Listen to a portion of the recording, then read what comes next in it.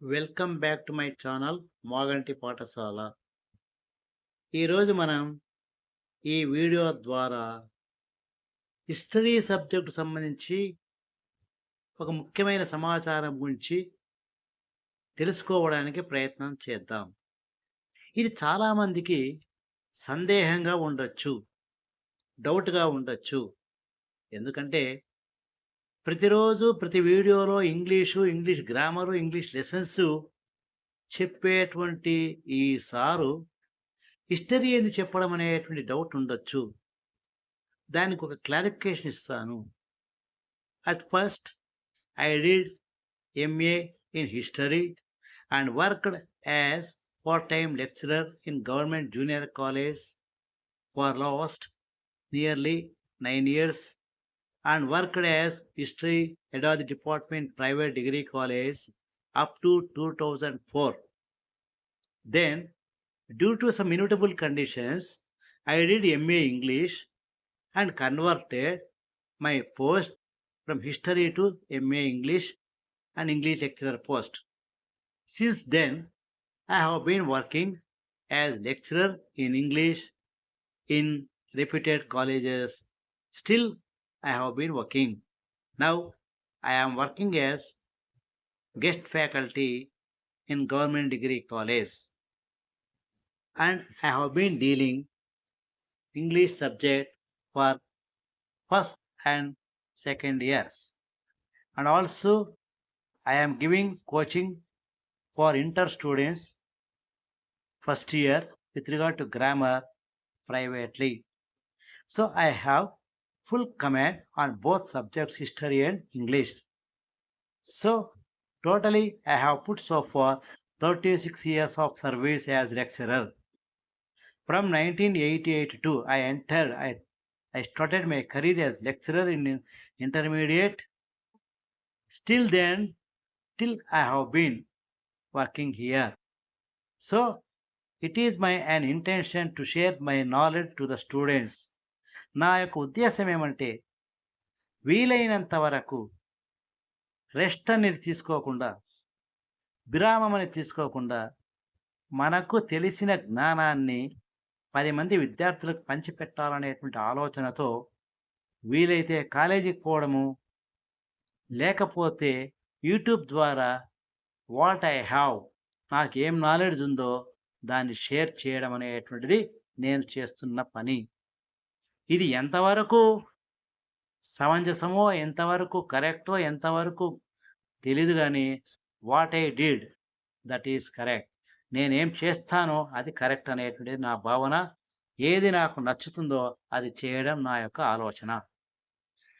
ఇంతకుముందు దాదాపుగా English subject, degree lessons, inter lessons, grammar, spoken ఇంగ్లీష్‌తో దాదాపుగా 55 వీడియోలు చేసి 250 మందికి పైగా సబ్‌స్క్రైబర్లు పొంది 160 గంటల పాటు వాచ్ అవర్స్ తీసుకొని 15,000 మంది వ్యూవర్స్‌తో నా యూట్యూబ్ ఛానల్ గత 3 నెలలుగా మాగంటి పాఠశాల అనే పేరుతో నడుస్తూ ఉంది.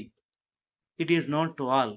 బట్ ఇప్పుడేమంటే కాస్త వెరైటీగా ఉండాలనే ఉద్దేశంతో హిస్టరీ సబ్జెక్ట్ కూడా చెప్తే ఎలా ఉంటుందో, ఎలా రిసీవ్ చేసుకుంటారో అన్న ఉద్దేశంతో నేను ఈ సబ్జెక్ట్ చెప్పడానికి ప్రారంభిస్తున్నాను. ఇది నా యొక్క ఆలోచన. ఇది బాగా రెస్పాన్స్ వచ్చింది అంటే I am ready to teach first year inter history, second inter history and degree for final year. Even though European history, international relations I taught everybody.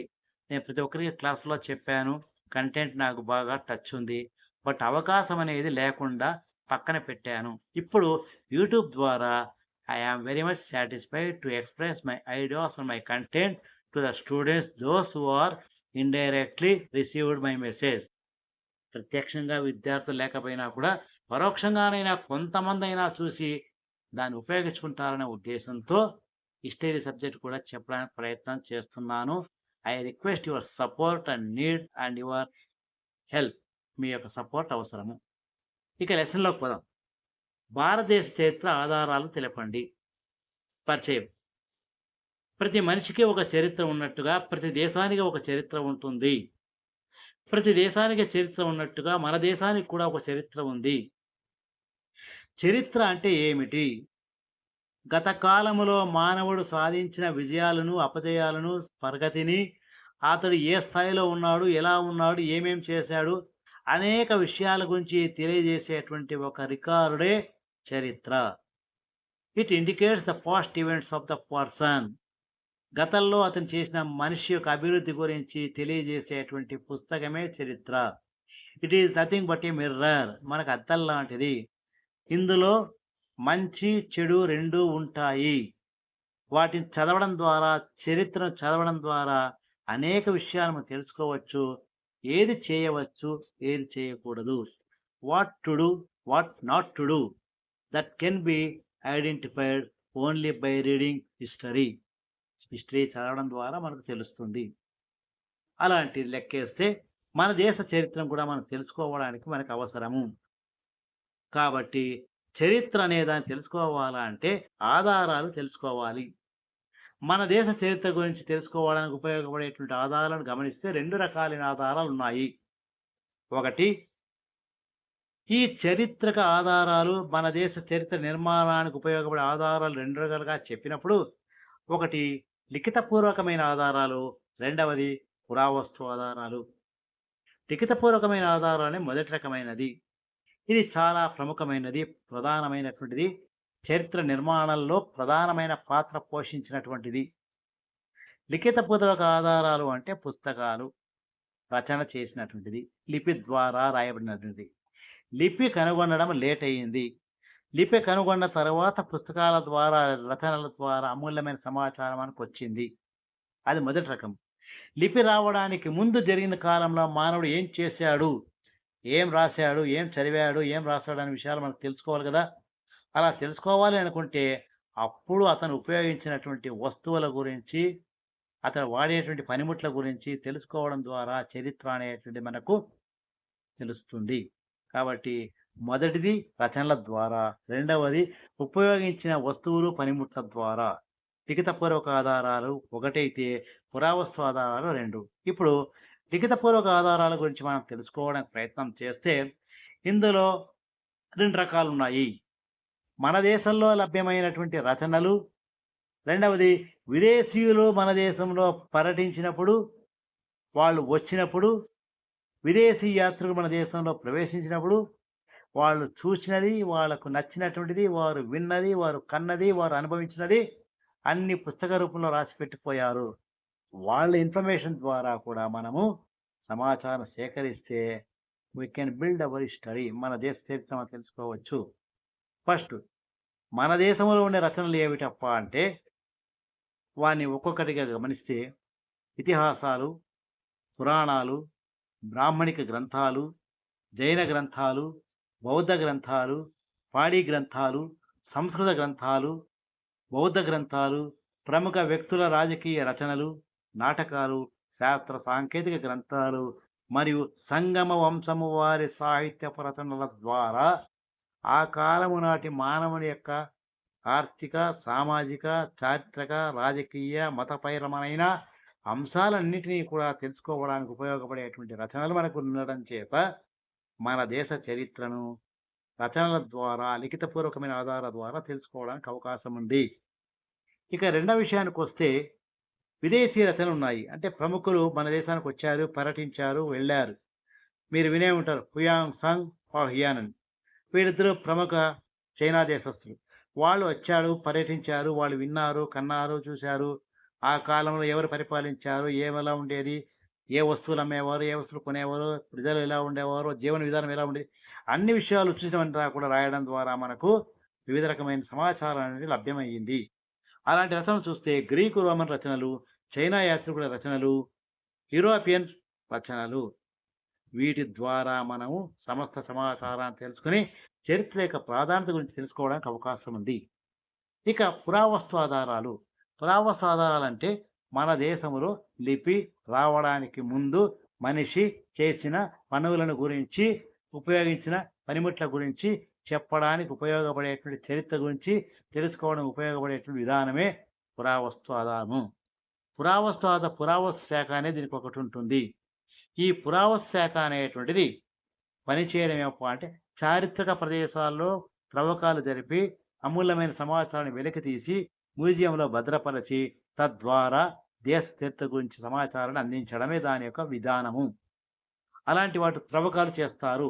త్రవ్వకాలు జరిగినప్పుడు లభించినటువంటి అవశేషాలు, శిథిలాలు, శిల్పాలు, కట్టడాలు, భవనాలు, శాసనాలు, నాణ్యాలు, మట్టి పాత్రలు, విలువైన సమస్త సమాచారం అంతా కూడా పురావస్తు ఇక్కడ తప్పుపడింది.